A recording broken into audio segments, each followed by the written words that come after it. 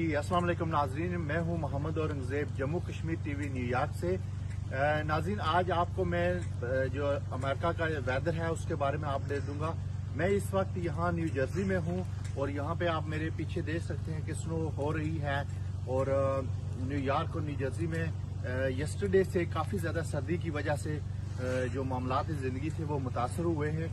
लेकिन आज सुबह 4 बजे से यहाँ पे बर्फबारी का सिलसिला जारी है और आप देख सकते हैं हर तरफ बर्फ की चादर हो रखी है।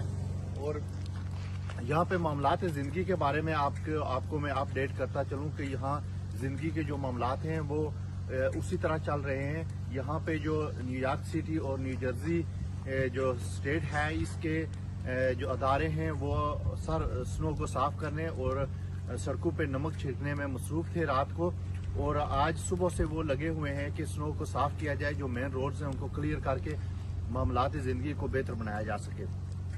तो यहाँ लोगों की ये सिचुएशन है इस वक्त बहुत ज़्यादा। मेरे पीछे आपको गाड़ियाँ नज़र नहीं आ रही और लोग बहुत ज़्यादा बाहर नहीं निकल रहे। उसकी वजह यह है कि अभी स्नो शुरू है और लोग जो जाबू पे जिन्होंने निकला था वो निकल चुके हैं, और जो स्कूलों न्यू जर्सी के स्कूल स्पेशली घंटा 1.5 घंटा डिले हैं और इस वजह से आपको बहुत ज़्यादा ट्रैफिक भी नहीं नजर आ रही। लेकिन जो मेन रोड्स हैं वो हुकूमत की जानब से साफ की गई हैं, जो सिटी की जानब से उनको क्लियर किया गया है।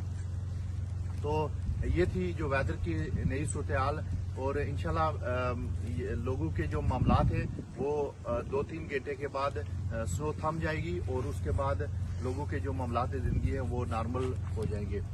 Mohammad Aurangzeb, Jammu Kashmir TV, New York, America.